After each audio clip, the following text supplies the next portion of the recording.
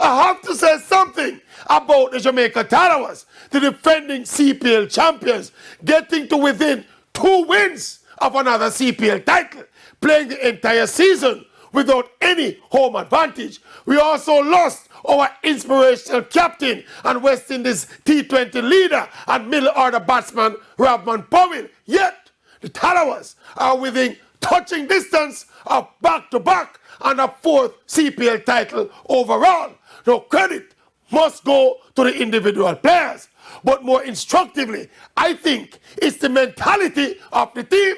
These Tallawah players are mentality monsters who also have the experience of knowing what it takes to win.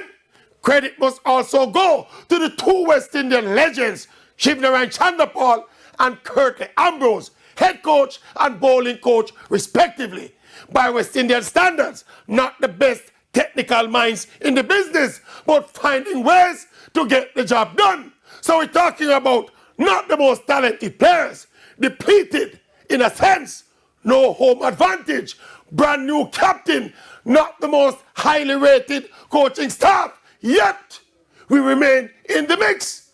Jamaica, we're big, and we Tallawah. No lick around here, big enough.